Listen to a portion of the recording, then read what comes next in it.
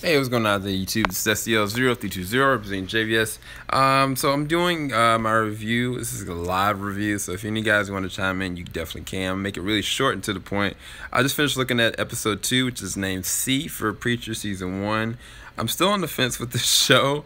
First episode I gave a 9 out of 10. This episode is a really good follow-up because they do not hold back in terms of, I guess, shoot, everything, like in terms of storytelling, in terms of content progression.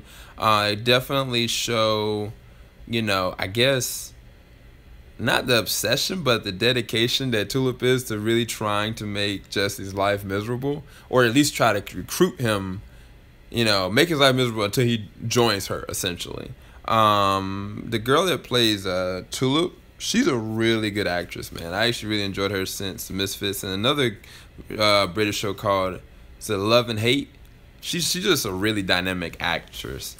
And I think she did a really good job, even more so in this episode than she did in the first one, with just character dialogue and interaction. But it was funny because the episode opened with them doing baptisms, and I was really interested because I was like, how is Jesse going to be any different? Like, is he going to start, exhibiting these kind of lash out moments? And he had a couple of them. Like, you can really kind of tell Jesse is completely different. But is it that, something else is taking over his body?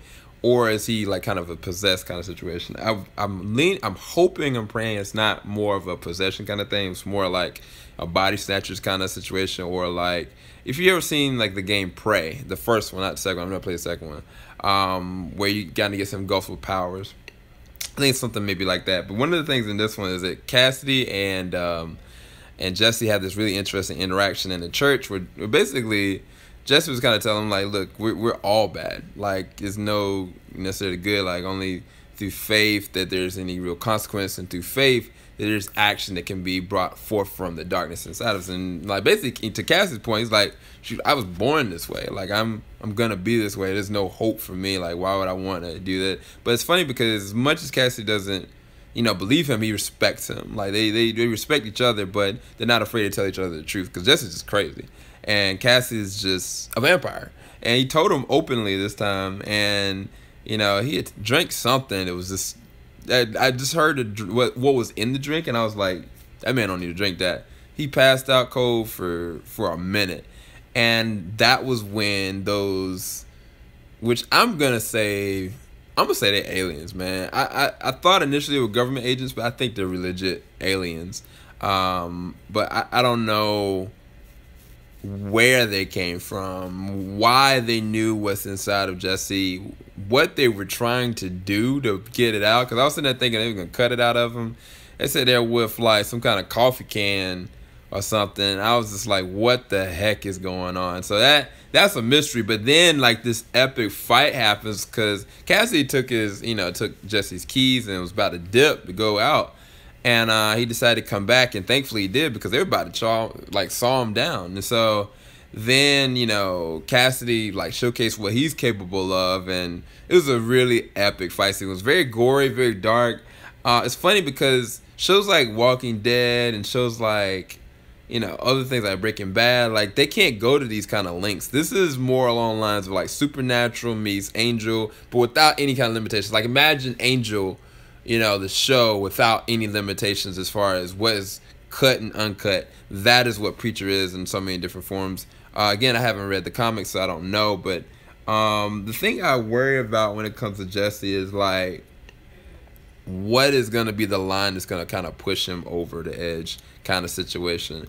Because when he caught wind of what happened with the girl and this guy is basically a pedophile, he keep on dreaming about wanting to obsess over this one girl. And I don't really, some kind of way, the reason why I'm going to deduct points from this episode is because some of that got lost in translation for me as to, had he done something or continued to do something? Is he continued to do something? And what was the connection with the girl that, got her head dented in? Like, did he do that? I really didn't get that. I was kind of lost in translation with that. It was kind of muddled for me. Because I felt like the guy that he disciplined at the end, it was a catalyst for what he had done. So I really don't know necessarily. But either way, it was crazy because he kept on seeing his bus go by, without any kids, and like you could tell like it was too much. And then Tulip with her crazy self locked his tail up and chained him down. And another character that I didn't talk about in the first episode, I know his character's name in the comics, but his name in this is Eugene. They haven't given him that official name yet, but his character could end up being the most darkest character because I don't, one, he tried to kill himself. Two, he's got some kind of darkness going on. I don't know what he's done. There was one word somebody said that like murderer, and I was like, what does that mean? What did he do?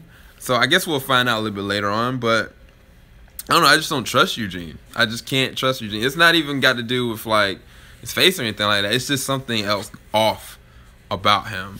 And he continuously puts Jesse in this kind of emotional predicament of testing of his faith kind of situation, which is really interesting from a story standpoint. But I just don't trust Eugene, which is really weird. Maybe I'm wrong. But long story end of it, like Jesse had just had enough, and like just like he was baptizing people before, like he was using boiling water to kind of like just tell this dude you can't do that kind of thing, and he was just threatening his life until eventually his power came out and he literally made him forget.